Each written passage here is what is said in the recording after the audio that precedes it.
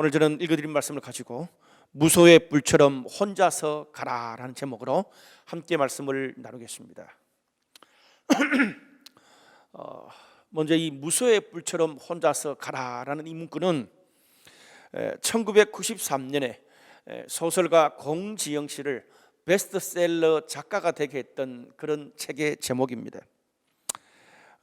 여성에 대한 차별과 편견을 한국 사회의 문제로 당시에 부각을 시켰고요. 페미니즘에 불씨를 붙이게 했던 그런 책이기도 합니다. 그로 이 우리 사회는 외부의 반대에 굴하지 않고 자신의 길을 꿋꿋이 가라는 그런 의미로 무소의 뿔처럼 혼자서 가라, 그 말을 많이 쓰게 됐습니다. 근데 이 문구는요, 공지영 씨가 제일 먼저 쓴 게 아니라 불교의 최초의 경전인 수타니파타라는 경전에 나오는 문구입니다. 수타니파타 그 여러 경전 가운데 무소뿔의 경이라는 그런 책이 있습니다. 41편의 시로 되어 있는데요, 각 시 마지막 후렴마다 무소의 뿔처럼 혼자서 가라라는 그런 문장이 반복됩니다. 무소뿔의 경 이 37번째 시가 굉장히 유명한 시입니다. 거기에 보면 이런 문구가 있습니다. 홀로 행하고 게으르지 말며 비난과 칭찬에도 흔들리지 말라. 소리에 놀라지 않는 사자처럼, 물에 걸리지 않는 바람처럼, 흙탕물에 더럽히지 않는 연꽃처럼, 무소의 뿔처럼 혼자서 가라. 참 멋있는 시입니다. 어쩌면 지금 이 시기에 가장 필요한 말이기도 합니다. 불경이 필요하다는 말이 아닙니다. 그 뜻의 의미가 필요하다는 그 뜻입니다. 우리가 처하는 환경이나 또 우리 주변에 들리는 소리, 또 미래에 대한 숱한 대응책들이 요즘 보면요, 인간의 예상과 한계를 뛰어넘는 그런 것들을 참 많이 경험하게 됩니다. 물론 우리가 사회적인 거리두기, 또 개인의 어떤 예방에도 최선을 다해야 되겠지만, 이 사태가 지나갈 때까지 그냥 마냥 아무것도 하지 않고 기다릴 수만 있는 것은 아닙니다. 신앙, 비즈니스, 또 가정의 일, 또 나의 개인적인 삶을 주어진 환경에서 할 수 있는 대로 최선을 다해야 합니다. 어떤 환경에서도 내가 뜻을 세운 그 길을 무소의 뿔처럼 혼자서 가야 합니다. 특별히 저는 오늘 말씀을 통해서 우리가 정신을 바로 차리고 우리 삶의 방향을 바로 잡을 수 있기를 주님의 이름으로 축원합니다. 오늘 본문 말씀은요, 이스라엘의 3년 반의 가뭄이 끝나기 전에 이 엘리야가 아방, 그리고 이방의 850명의 선지자들, 그리고 이스라엘의 모든 백성들을 갈멜산으로 다 불러 모으는 그런 장면입니다. 갈멜산에서 이방 선지자 850명과 백성들이 보는 앞에서 맞짱을 뜨는 거예요.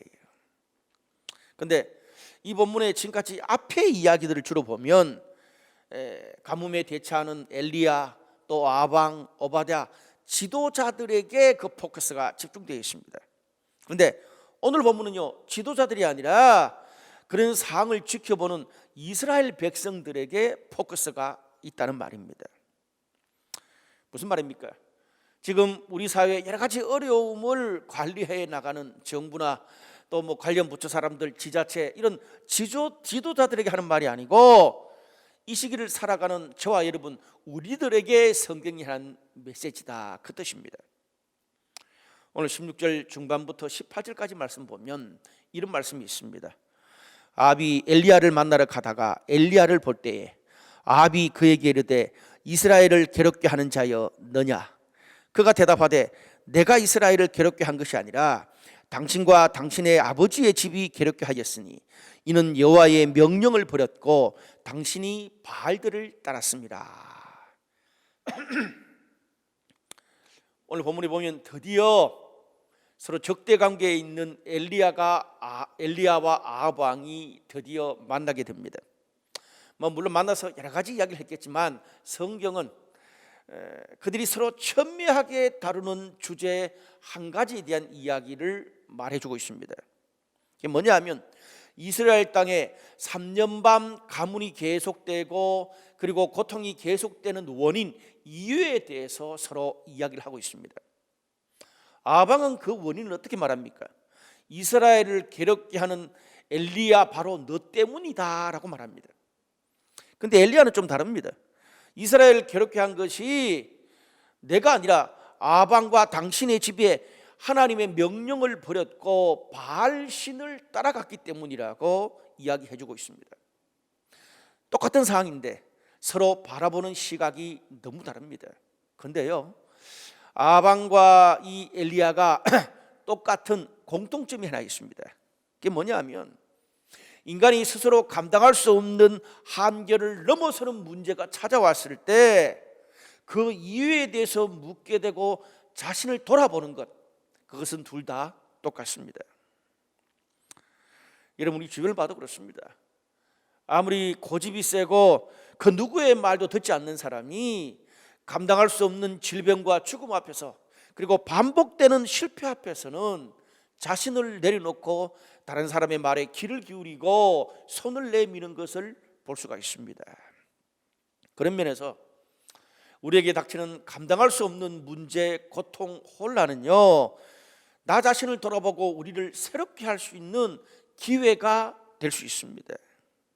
문제는 그것이 기회가 될지 아니면 더 큰 혼란과 파멸의 길로 갈지 그 원인을 바르게 알고 파악하는 것이 중요합니다. 자, 그러면 이 절대적인 위기 앞에 아방은 어떤 생각, 어떤 시각으로 상을 보게 됐을까요? 뭐라 그럽니까? 심플합니다. 왕이 나를 힘들게 하는 너 엘리야, 그리고 나를 반대하는 엘리야, 너가 문제라는 거예요. 특별한 사람 한 명을 지목하고 있습니다. 그런데 여러분, 우리가 세상을 바라보고 우리 삶의 여러 가지 모든 환경 그리고 모든 문제를 바라볼 때 이런 시각만큼 위험한 것이 없습니다. 지금 내 삶과 가정과 비즈니스와 교회와 우리 사회의 모든 어려움이 반복되고 행복하지 못한 이유가 어디에 있을까? 그 원인이 뭘까? 나를 힘들게 하는 부모님 때문이다, 남편, 아내 때문이다, 아니면 자녀 때문이다, 아니면 보기 싫은 셀원, 그리고 직장 상사, 회사의 시스템 때문이다, 대통령과 정부 때문이다, 태극기 부대 때문이다, 아니다, 재벌들과 아주 돈 많은 사람들 때문이다, 아니다, 힘들게 하는 노조, 귀족 노조들 때문이다. 여러분, 우리가 그 원인을 다른 사람 탓하기는 오히려 쉽습니다. 그래서 마음속으로 미워하고 그리고 어떤 어려운 일이 생길 때마다 모든 것을 탓으로 돌릴 수 있어요. 그런데 문제는 그렇게 나를 어렵게 하고 힘들게 하는 그 대상이 사라지고 나면 신기하게 우리 사람은 또 다른 대상을 찾거나 다른 핑계를 또 대서 그것을 반복하고 있는 것을 보게 됩니다.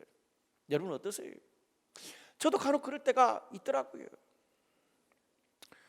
분명히 과거와 달라졌습니다. 직장도 옮기고 공동체도 바뀌었고 이사도 가고 결혼도 했고 아이도 다 키웠고 부모님 그리고 가족들도 지금 내 곁을 떠났는데 정권도 바뀌었고 그리고 문제를 일으키는 사원도 나갔고 나도 이제 그 회사 그 노조에서 나와서 내 가게를 차렸어요. 근데 문제는 5년 10년 내 삶은 바뀌어도 내 삶의 문제는 여전히 똑같은 문제를 반복하는 것을 보게 됩니다. 무슨 말입니까? 나를 반대하는 엘리야의 문제가 아니라는 말입니다. 간혹 어떨 때 엘리야가 문제가 될 수도 있어요. 그런데 내 삶을 통째로 볼 때 어떤 특별한 한두 사람이 문제가 아니라는 거죠. 오늘 거기에 반해서 엘리야는 뭐라고 말합니까? 나를 반대하는 너가 아니라 하나님의 뜻을 버리고 바알신을 따르는 잘못된 가치관과 삶의 방식이 문제라고 이야기를 해줍니다. 여러분, 우리가 성경을 해석할 때 빠지기 쉬운 오류 한 가지가 있습니다. 오늘 본문도 마찬가지인데요. 나는 언제나 성경 보면서 나를 어떻게 생각하느냐 하면 내가 엘리야, 다윗, 모세, 예수님과 제자들이라고 생각합니다. 여러분, 내가 엘리야가 될 수도 있지만 내가 하나님의 뜻을 저버린 아방, 골리앗, 바로왕, 가론 유다가 될 수 있다는 것도 생각을 해야 돼요. 하나님의 뜻을 저버린 그들을 보면서 나의 삶을 돌아볼 수 있어야 된다는 그 말입니다. 그렇다면 오늘 여기 엘리야가 말한 당신과 당신의 집은 바로 나와 여러분, 나 자신이 될 수 있다는 그 말입니다. 무슨 말이에요? 하나님의 뜻을 저버린 나의 잘못된 가치관, 우리 집의 잘못된 가치관과 삶의 방식이 문제가 될 수 있다는 말입니다. 특별히 오늘 본문에 엘리야가 지적한 바알을 따라간다는 것이 구체적으로 뭘 의미하는 걸까요? 당시의 시대적 배경을 이렇게 좀 살펴보면 더 구체적으로 그것이 뭘 의미하는지를 알 수가 있습니다. 당시에 이스라엘은요, 그 당대 최고의 막강한 부와 문화를 누리고 있었던 이 세계 4대 문명 중에 하나인 바벨로니아 문명, 또 그 바벨로니아 문명 옆에서 당시 세계 최고의 문명이었던 페니키아 문명에 이 바알 신과 아세라 신을 받아들였습니다. 바알은 남신이고 아세라는 여신입니다. 그래서 그 페니키아의 문명에 시돈 땅의 공주 이세벨을 아방이 왕비로 맞아들이게 된 거예요. 특별히 바알 신은요, 물질과 풍요를 가져다 주는 남신입니다. 근데 문제는 물질과 풍요가 문제가 아닙니다. 잘못된 게 없어요. 근데 왜 문제가 되느냐 하면 자신들의 물질과 풍요를 위해서 주변의 약한 나라, 약한 사람들을 막 짓밟고 식민지 노예로 삼고 살인과 폭력을 행하는데 주저하지 않았습니다.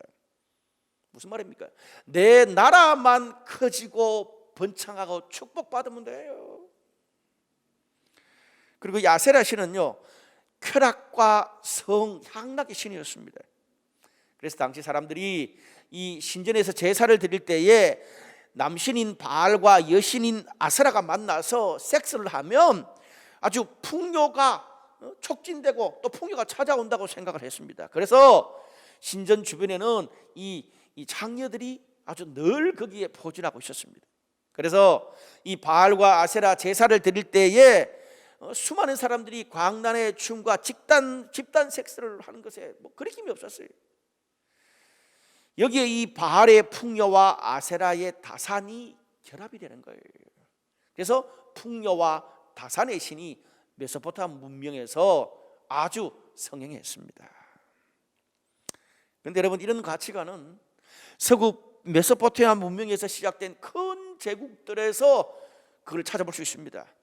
바벨론, 아시리아, 알렉산더 제국, 그리고 로마에서도 이런 것들이 정말 많이 나타납니다.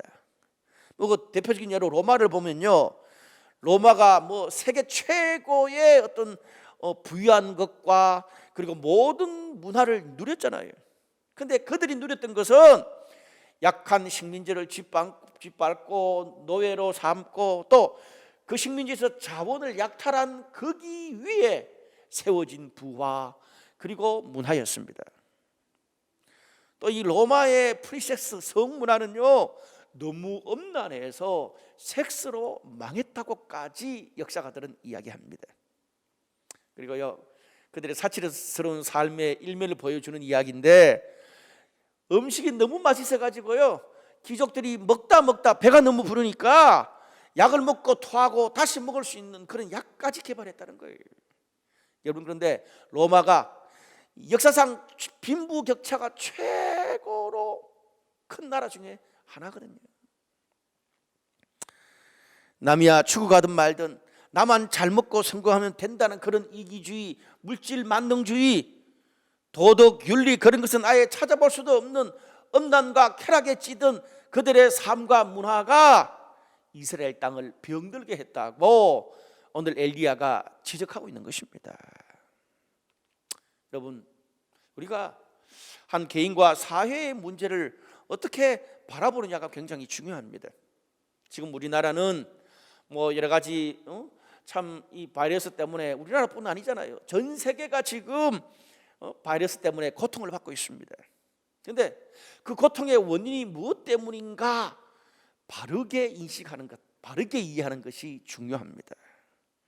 간혹 어떤 분들은 이 땅에 하나님을 예배하는 예배가 없어서 그렇다, 우리가 하나님 앞에 바로 서지 못해서 그렇다, 그래서 회개해야 된다, 기도해야 된다, 필요합니다.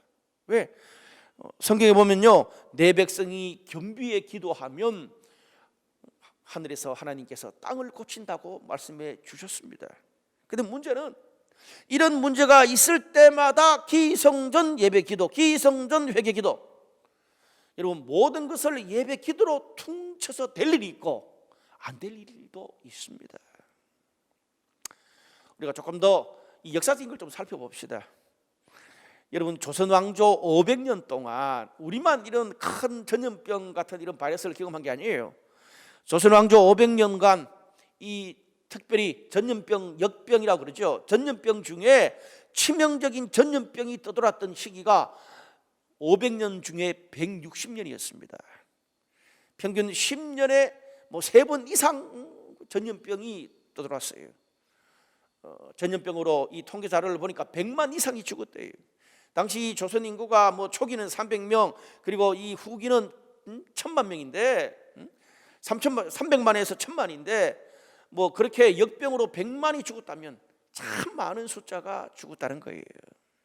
그런데 기독교가 우리나라 들어온 지가 100년이 넘었습니다.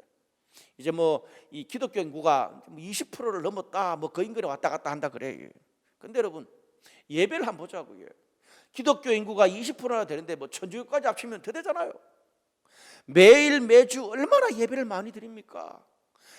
여러분 조선시대는 뭐 신앙이 있었던 그런 시대가 아니었어요. 그렇다면 적어도 조선시대보다는 더 예배를 많이 드리고 더 하나님 앞에 바로 서 있다고 말할 수 있습니다. 또 최근 수십 년 동안 민족을 위한 회개와 기도를 우리 한국교회가 얼마나 많이 했습니까? 모든 것을 예배가 없다, 기도가 없어서 그렇다고 퉁치기에는 좀 더 어떤 성경을 살펴볼 필요가 있습니다. 여러분들께 서구 사회로 참 눈을 돌려볼게요. 중세 유럽이요 400년간 흑사병으로 유럽 인구의 3분의 1이 죽었습니다. 그때 기독교는 절정이었습니다. 중세 기독교는 국가 종교로 십자군 전쟁을 일으킬 정도였습니다. 그 시절에 지었던 그 멋들어진 성당과 건축물이 지금도 위대한 성당, 위대한 건축물이 되고 있잖아요. 당시에 교회가 유럽과 세계를 움직였다고 해도 과언이 아닙니다. 무슨 말입니까? 그때 예배와 기도를 가장 많이 했습니다. 그런데 그때 전염병이 가장 많이 돌았습니다. 그런데 아이러니하게도 그때 유럽이 식민지를 가장 많이 침략했습니다. 우리가 이런 것들을 볼 때 단순히 모든 것을 예배 기도로만 귀결시켜서 안 된다는 말입니다. 무엇이 문제입니까? 저는 이 시기를 지나면서 목사로서 이 시대를 분별하기 위해서 여러 가지 정보, 책, 또 성경 묵상도 하고 다양한 목소리를 듣습니다. 그래야 정말 이 시대의 바를 따르는 문제가 뭔지를 바르게 해석하고 적용할 수 있기 때문에 그렇습니다. 최근에 여러 가지 수많은 분석, 정보, 책 많은 걸 접한 중에 저한테 가장 와닿는 인터뷰 하나가 국민일보에 실렸더라고요. 어떤 분이냐면 이화여대 에코학부 석좌 교수인 최재천 교수라는 분입니다. 이분 아주 세계가 인정한 분인데요, 자연과학과 인문학을 넘나드는 한국의 대표적인 사회 생물학자입니다. 인문학만 하는 사람이 아니에요. 팩트를 다루는 사회 생물학자예요. 한국인으로는 하버드 대학에서 처음으로 생물학 박사 학위를 받은 분입니다. 초대 우리나라의 국립생태원장을 지내셨더라고요. 그런데 이 최 교수는요, 인간의 이 생태계 파괴가 불러올 전염병에 대해서 몇 년 전부터 꾸준히 계속 글을 쓰고 그리고 논문을 게재하면서 경고를 했던 분입니다. 생태계 파괴 때문에 우리 이 바이러스가 창궐하고 전염병이 돌 것이라고 계속 말했어요. 그분의 인터뷰나 여러 가지 이렇게 논문을 좀 보니까 핵심이 이거예요. 이 동물이나 식물이나 곤충 같은 이 생태계는요, 자연의 원리가 있기 때문에 인간의 이 그들의 바운더리를 치명적으로 건드리지 않으면 그냥 서로 공생하면서 잘 돌아간다는 거예요. 그게 자연의 이치라는 겁니다. 근데 문제는 인간들이요, 개발한다고 발전시킨다고 산을 밀고 숲을 다 태워버리고 바다를 메우고 건강에 좋다고 정력에 좋다고 막 오만 그런 뭐 도마뱀부터 시작해서 모든 걸 다 잡아먹고, 돈 된다고 동물원에 가두고, 돈 된다고 가죽 벗기고 기름째 안에서 팔아먹고, 그렇게 수백 수천 년 동안 생태계를 다 파괴시켰다는 거예요. 근데 인간들이 사는 곳에 보면 뭐 동물이 없는 건 아니에요. 근데 아주 소수의 인간들이 좋아하는 그런 가축들만 있어요. 개, 고양이, 소, 돼지, 양, 말, 몇 안 되는 가축들만 인간과 함께 전 세계를 다 차지하고 살고 있고, 나머지 동물, 식물, 곤충들은 그들이 서식하고 살아갈 자리를 다 자연 파괴 때문에 잃어버리고 말았다는 거예요. 그렇게 자연과 생태계 밸런스 균형이 다 깨져버리니까 변종 바이러스들이 그런 동식물, 곤충들을 통해서 나오게 됐다는 거예요. 개발과 발전에만 사로잡힌 나머지 인간의 폭력 앞에 죽음의 위기에 몰린 동물, 식물, 곤충, 생태계의 폭동이 바로 바이러스다. 그것이 바로 코로나 바이러스도 그 중에 하나다. 인간이 그 지은 모든 폭력을 그대로 되돌려 받고 있다고 이야기를 하고 있습니다. 참 새겨볼 만한 그런 이야기입니다. 그뿐 아닙니다. 여러분, 요즘 코로나 바이러스가 우리 사회에 영향을 끼친 최고의 화두가 뭡니까? 격리와 사회적 거리두기입니다. 우리가 이 사회적 거리두기에 대해서 인간 삶에 던지는 메시지를 바로 이해하는 것이 필요합니다. 점령성이 강한 병균이 돌 때는요, 나 한 사람만 건강하다고 되는 게 아닙니다. 내 의도와 상관없이 좋은 영양이든 나쁜 병균이든 우리 서로가 다 주고받는다는 것을 최근에 우리가 알게 됐잖아요. 우리는 언제라도 다른 사람에게 피해를 입을 수도 있고 피해를 줄 수도 있다는 거예요. 흥미로운 것은요, 인간이 바이러스한테 공격을 받으면 제일 먼저 약한 몸, 약한 사람, 약한 환경부터 제일 먼저 무너진다는 겁니다. 그래서 이 바이러스도 보면요, 요번 코로나 바이러스도 마찬가지잖아요. 노인, 면역이 약한 사람, 지병이 있는 사람, 보호받을 환경이 있지 못하는 사람, 누군가의 도움이 아니면 하루도 살아갈 수 없는 사람, 소외된 그런 사람들이 제일 먼저 쓰러집니다. 최근에 요양병원도 마찬가지예요. 요양병원에 있는 노인들 먼저 쓰러지잖아요. 문제는 그들이 확진받은 그 병을 또 다른 사람들한테 옮기고 그렇게 계속 모두에게 퍼져간다는 거예요. 약하다고, 확진받았다고, 병들었다고, 못났다고, 부족하다고, 구석에 처박혀 있다고 그들만 격리시켜 놓고 나만 괜찮으면 되지, 그러면 모두가 치명적인 어려움을 당할 수 있다는 것을 우리는 이번 경험을 통해서 무수히 경험하고 있습니다. 나 혼자 건강하고 안전하고 잘 먹고 잘 산다고 되는 것이 아닙니다. 우리 모두는요, 싫든 좋든 잘하든 못하든 건강하든 아프든 가졌든지 못 가졌든지 상관없이 어떤 식으로든지 우리 모두가 서로 연결되어 있는 존재입니다. 혼자 존재하는 사람은 이 세상에 없습니다. 경제도 마찬가지입니다. 가진 나 혼자만 배부를 수 있는 게 아니에요. 이번 사태를 보세요. 기업만 해결할 수 있는 게 아니에요. 모두가 이 여러 가지 물건들을 사줘야 기업, 그리고 이 CEO, 그리고 이 사원들, 그리고 구매자들이 다 함께 이 경제를 같이 헤쳐가야 하는 것입니다. 이것이 바이러스가 우리에게 일깨워주는 사회적인 메시지입니다. 우리는 공존할 수밖에 없는 세상을 살아가고 있습니다. 여러분, 대한민국 역사를 통해서 볼 때 모두가 이렇게 함께 연결되어 있다는 것을 이렇게 뼈저리게 느꼈던 날이 과연 언제일까요? 자가격리, 사회적 거리를 두면서까지 정말 그걸 실천하면서까지 서로를 이렇게 배려했던 적이 과연 언제 있었을 것입니까? 이런 상황에 내몰리게 되니까 병이 돌고 직장이 문을 닫고 여러 가지 교회가 문을 닫고 온 세계가 문을 닫으니까 그때야 우리가 발등에 떨어진 물처럼 그것을 깨닫게 되잖아요. 최근에 또 교회에는 여러 가지 고민이 있습니다. 정부가 큰 회사, 클럽, 영화관, 술집, 백화점 등 밀집 장소들은 그대로 두면서 왜 교회 예배만 폐쇄하라고 행정명령을 내리냐? 특정 종교 탄압이 아니냐? 기준이 뭐냐? 분명히 억울한 면이 있는 것도 사실입니다. 그런데 오늘 우리가 그 사태보다 좀 더 본질적인 것을 짚고 넘어가야 됩니다. 제가 그래서 이 격리, 사회적인 거리 두기에 대해서 인문학적으로 말씀을 드리는 거예요. 중요한 것은 지금 이 사태가 우리 모두가 서로 연결되어 있고 모두가 함께 살아가는 공존의 사회라는 것을 깨닫는 그런 계기가 됐다는 것입니다. 모두가 힘들고 어렵고 고통을 당할 때 너희들은 도대체 우리와 정말 이 고통을 함께 분담하고 동참할 수 있느냐? 그걸 묻는 거예요. 너희가 소중히 여기는 종교적인 가치가 모두를 위험에 빠뜨리게 할 수도 있다면 과연 그럴 때 너희는 무엇을 선택할 것이냐?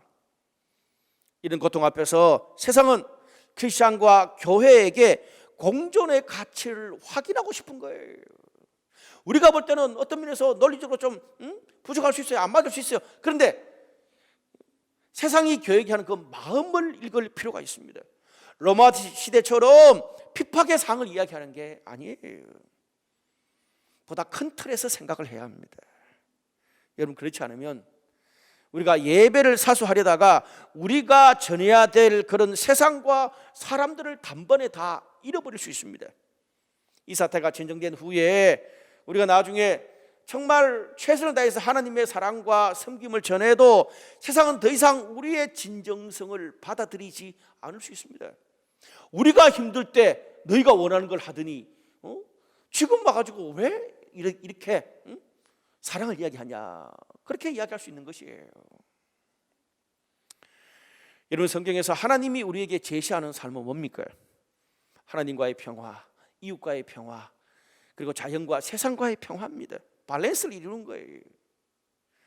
주님의 사랑으로 모두가 더불어 함께 살아가는 그런 세상을 만들어가는 것이 주님의 뜻입니다. 오늘 이런 통찰이 이 본문을 통해서 우리에게 필요합니다. 그 다음으로 이렇게 가뭄의 시대의 원인을 이야기했던 엘리야가 이제 아방과 이방 선지자 850명 그리고 모든 백성들을 갈멜산으로 모읍니다. 모인 백성들에게 21절 22절에 이런 말씀을 합니다. 엘리야가 모든 백성에게 가까이 나아가 이르되 너희가 어느 때까지 둘 사이에서 머뭇머뭇하려느냐? 여호와가 만일 하나님이면 그를 따르고 바알이 만일 하나님이면 그를 따를지니라 하니 백성이 말 한마디도 대답하지 아니하는지라. 제가 아까 서두에도 말씀드렸지만 지금까지는 지도자들에게 했던 말이라면 이제 엘리야가 그 초점을 그 주변에 지켜보고 있는 이스라엘 백성들에게 도전을 하고 있습니다. 오늘 여기에 너희가 하나님과 바알 둘 중에 둘 사이에 언제까지 머뭇하려느냐, 그 말이 나옵니다. 여기 머뭇이란 이 단어는요, 히브리 원어로 볼 때 술 취한 사람처럼 방향을 잡지 못하고 여기 따라 휘청 저기 따라 휘청거리는 그런 것을 머뭇거린다, 그 말입니다. 바람이 불면 바람에 휘둘리고 비가 오면 비 탓에 집에 못 나가고 햇빛은 내리치면 햇빛 때문에 밖을 못 나가요. 돈이 없어서 멈추고 건강이 안 돼서 못하고 사람 꼴보기 싫어서 마음을 닫고 이제는 바이러스 때문에 분명히 하나님의 뜻을 행하고 결단해야 될 시기인데 미루고 계속 머뭇 미루고 있다, 그 뜻입니다. 그렇게 할 일을 미루다가 인생 전체를 미루게 되는 이스라엘 백성들, 아니 오늘 우리들에게 하나님이 갈멜산에 경고를 던지고 있습니다. 너희가 지금까지 살아왔던 신앙, 가치관, 또 삶의 습관, 말하는 것, 또 생활태도, 그 모든 결과물이 현재 너희가 사는 삶, 가정, 직장, 교회 생활, 사회가 아니냐는 거예요. 근데 과거에 살아왔듯이 그대로 앞으로도 계속 힘들지만 계속 그렇게 살아갈 거냐? 아니면 하나님이 이끄시는 새로운 길로 새로운 결단을 하고 살 거냐? 결정하고 선택하라는 거예요. 사람 탓, 환경 탓, 지도자 탓, 바이러스 탓 그만하고 하나님의 길이냐 바알의 길이냐 너희의 길을 스스로 선택하라는 거예요. 어떻게 보면 아니 3년 반 동안 가뭄 때문에 힘들어하는 백성들에게 너무 밀어붙이는 거 아니냐 그렇게 말할지도 모르겠는데, 오늘 성경은 머뭇머뭇거리는 이스라엘 백성들에게 결단을 촉구하고 있습니다. 환경이 아니라 궁극적으로 너의 선택이 네 인생의 미래를 결정하게 될 것이라는 말이에요. 도대체 너희가 언제까지 핑계대고 언제까지 미룰 거냐? 계속 그렇게 살 거냐? 그것을 지적하고 있는 것입니다. 오늘 엘리야를 통해서 이 갈멜산의 도전은요, 삶이 변화되기는 그렇게 원하면서도 어떤 결단도 하지 않고 계속 머뭇거리기만 하는 우리를 향한 하나님의 최후 통첩이기도 합니다. 여러분, 우리는 이번 코로나 사태를 통해서 우리 삶에 수많은 혼란과 기회가 동시에 존재합니다. 온라인 예배만 해도 그렇습니다. 온라인 예배를 드리는 분들 중에 꽤 많은 분들이 그동안 신앙생활 안 하던 분, 또 교회 오는 것을 차일피일 여러 가지 이유로 미루다가 6개월, 1년, 3년, 5년 이상이 된 그런 분들 중에 온라인 예배를 드리는 분도 꽤나 있더라고요. 얼마나 큰 소득이고 기회예요, 온라인 예배가. 혹시 오늘 예배 드리는 분들 중에 그런 분들이 계시다면 여러분이 너무 마음은 먹는데 계속 머뭇거리기만 하면서 예배도 모임도 안 나오니까 하나님이 온라인으로 직접 찾아가서 개인 랩터 서비스 직접 여러분에게 예배를 보여주는 거라고 생각하시기를 바랍니다. 이번 기회로 인해서 더 이상 어떤 핑계로 또다시 머뭇거리지 말고 온라인 예배로 왔다면 이제 오프라인 모임, 오프라인 예배로 다시 신앙의 자리, 예배의 자리로 나올 수 있기를 바랍니다. 언제까지 머뭇거리시겠습니까? 반대로 우리 중에는 온라인 예배를 드리면서도 이 온라인 예배를 드리게 되니까 뭐 서로 예배를 직접 대면해서 만나서 드릴 수도 없고 모임과 훈련을 이렇게 할 수도 없으니까 신앙이 침체되고 축 처져 있는 분들이 꽤나 있더라고요. 그런데 그런 분들을 향해서는 더 이상 환경 탓하지 말고 새로운 상황에서도 영적 생활을 꿋꿋이 할 수 있는 그런 저력을 기르라는 말입니다. 여러분, 코로나 사태 이후로 전 세계는 우리가 그동안 살아왔던 기존의 체제, 비즈니스, 삶의 방식이 상상을 초월할 정도로 엄청난 변화를 겪게 될 것입니다. 지난주에 이 메르켈 독일 총리가 이 텔레비전 앞에 나와서 대국민 이 담화를 발표하는데 이런 말을 하더라고요. 이번 사태가 2차 세계대전 이후로 국가가 직면한 가장 큰 도전이다. 2차 세계대전 이후로 최고의 도전이라는 거예요.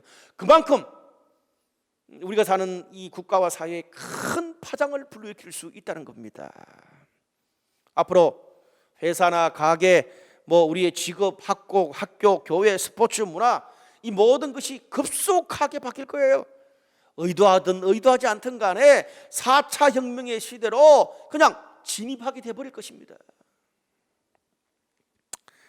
여러분, 이번에 유통업계가 아주 큰 대인서리를 맞았습니다. 뭐 이렇게 밖에 나가질 않으니까 백화점과 쇼핑몰은 치명타를 입었어요. 근데 반대로 이 온라인으로 이 배달하는 그런 기업들은 완전 그냥 대박을 맞았습니다. 쿠팡 같은 그런 기업이 그런 케이스잖아요. 여러분, 그 최근 몇 년 동안 뭐 거의 한 10년 그 근상간에 유럽과 미국의 유수한 대학들이 문을 닫게 돼요. 그래서 많은 대학들이 지난 10년 동안에 아주 큰 캠퍼스, 큰 건물을 다 팔아치워 버리고 큰 캠퍼스를 다 정리하고 아주 작은 건물 몇 개 사서 탁월한 다양한 온라인 강의를 많이 배치한 학교들은 잘 살아남았다는 겁니다. 여러분, 제가 지난주에 몇몇 교수님들 만나니까 한국에 있는 대학도 이제 그렇게 준비하려고 지금 시작했다는 거예요. 그렇지 않으면 살아남을 수 없게 될 거라고 예상을 하더라고요. 교회 상도 별반 차이가 없습니다. 큰 교회들은 시스템은 있는데 매일 새벽마다 매일 모임 위주로 모든 이 사역을 세팅해야 하고 나니까 성도들이 이 큰 교회를 오지를 못하니까 헌금이 아주 20% 30% 감소했습니다. 그러다 보니까 밖으로 봉사, 선교 지원하는 걸 다 끊고 마는 거예요.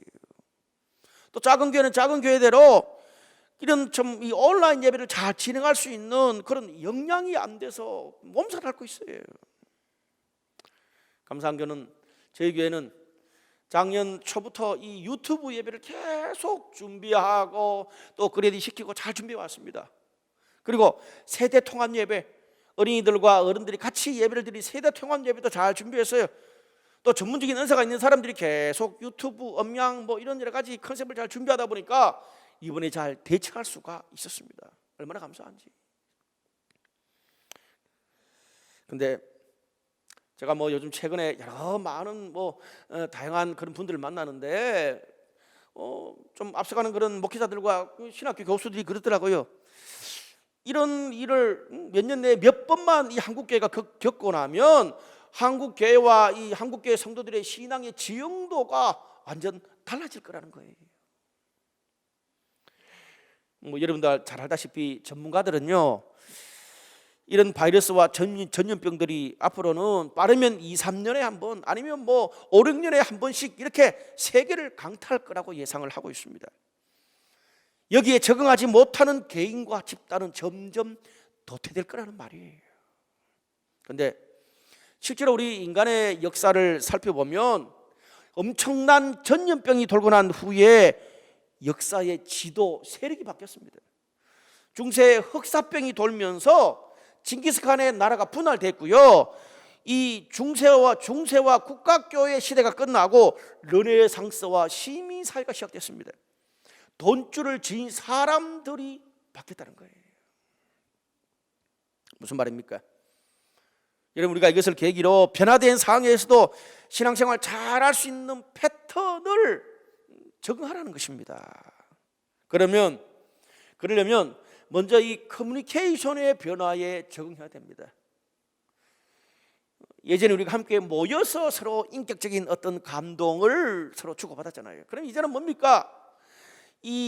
그 온라인이나 이 비대면, 이 온라인이나 이 웹을 통해서 서로 만날 때도 인격성을 우리가 교감을 얻을 수 있는 것을 우리가 경험하기 시작해야 돼요.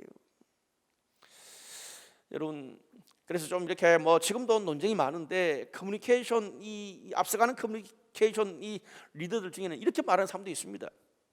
과거에는요, 우리가 여러 사람들이 많은 거기에서 인격성을 경험했다는 거예요. 근데 문제는 여러 사람이 많이 있지만 거기서도 서로가 교감이 없는 사람도 많다는 거예요.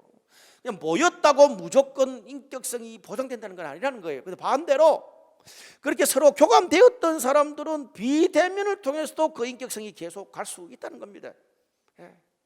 모일 때와 비대면으로 했을 때 그 인격성을 우리가 지혜롭게 잘 연구하고 우리가 그들을 사용할 줄 알아야 돼요. 저는 어제 이 성공양 신부님과 이 부분에 대해서 깊은 대화를 나눴어요. 사실 이 부분에 대해서는 아직도 논쟁이 많습니다. 근데 중요한 것은 10년이 지나면 받아들일 수밖에 없는 거예요. 10년이 지나면. 그래서 우리 교회도 앞으로 오프라인 모임도 계속 할 거지만 다양한 비대면의 온라인 그런 강의, 온라인 그런 모임들을 많이 준비할 그런 예정입니다. 실제로 제가 제가 2주 전 설교 때도 말씀드렸습니다만은 줌으로 우리가 지금 벌써 양육도 하고 있고 훈련도 하고 있습니다. 그래서 이미 청년들은 줌으로 지금 못 모이다 보니까 줌으로 셀 모임을 시작하라 그랬어요. 여러분, 줌으로 셀 모임을 하세요. 우리 장인들도. 또 이렇게 장인들 중에 또 여러분들은 줌하기가 쉽지 않다 그래요. 여러분, 저도 한 3주 전에 줌하기 참 어려웠습니다. 근데 익숙하지 않아서 그래요. 여러분, 우리가 스마트폰 처음 나왔을 때 한번 생각해 보세요. 그때 지하철이나 뭐 카페에 가면 막 뭐 젊은 세대들만 막 그랬어요. 어른들이 뭐라 그래요? 다들 돌았다고 지금 뭐 한 짓이냐고 이야기도 안 하고 저희들끼리 그냥 계속 휴대폰만 뒤적거린다고. 여러분, 10여 년이 지나고 나니까 지하철이나 카페 가보세요. 어른들도 똑같아요. 익숙해졌다는 말입니다. 스피드가 좀 늦을 뿐이에요. 자꾸 해보면 돼. 익숙해지면 느끼잖아요.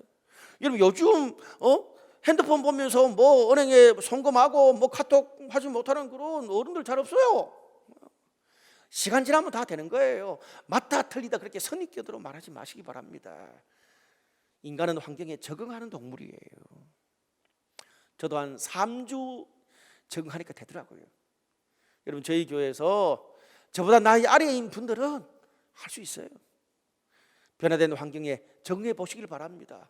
왜 예배가 건물에서 있냐 없냐를 논하지 말고 하나님께서 우리에게 주신 그런 환경 안에서 만나고 모이고 연결할 수 있으면 최선을 다하면 되는 거예요. 저는 하나님이 그런 가운데 더 큰 은혜를 주실 줄로 믿습니다.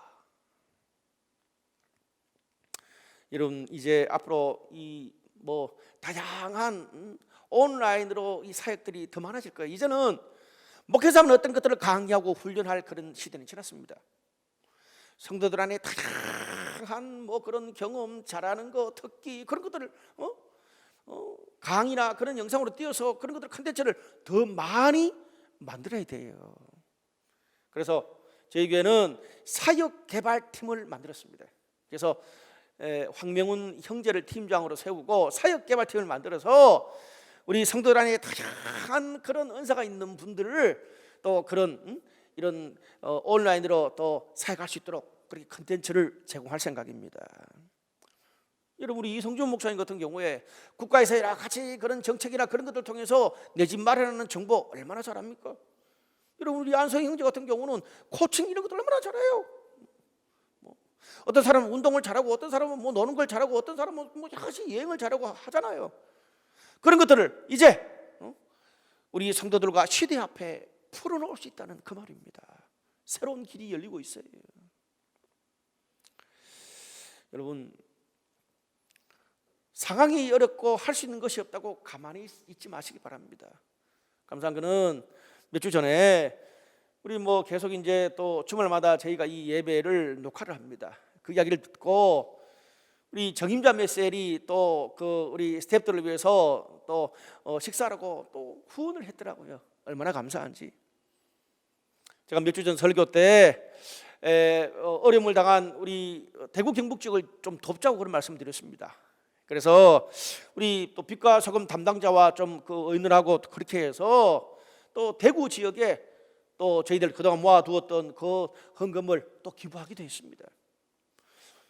주어진 상황 안에서 우리가 할 수 있는 뭐라도 하다 보면 새로운 길이 열리는 것입니다.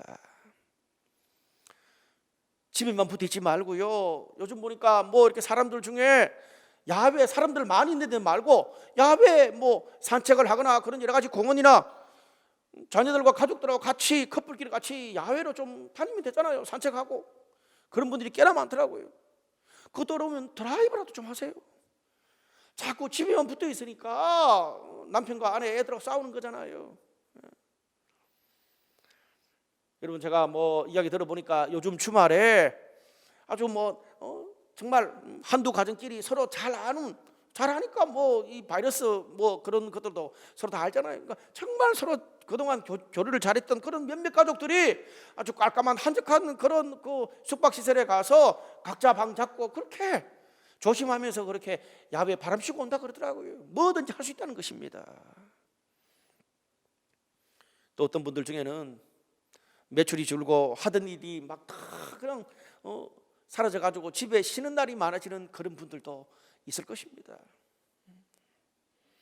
여러분, 두려움은 하지 말고 이번 기회에 기도하면서 하나님이 주시는 새로운 기회에 귀를 기울일 수 있기를 바랍니다. 지금 들리는 것에, 지금 내 마음이 가는 것에, 지금 내가 할 수 있는 것을 그냥 해보세요. 머뭇거리지 말고 당장 해보다 보면 하나님의 새로운 길이 준비될 것입니다.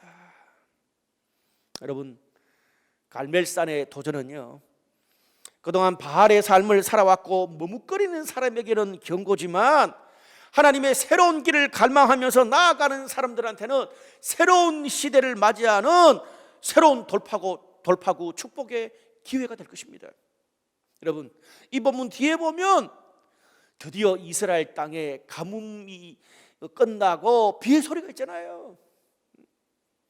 갈멜산에서 오늘 그런 하나님의 새로운 길을 준비했던 사람들에게는 비의 소리가 있을 때 새로운 길로 나아갈 수가 있는 기회가 됐던 것입니다. 말씀의 결론을 맺겠습니다.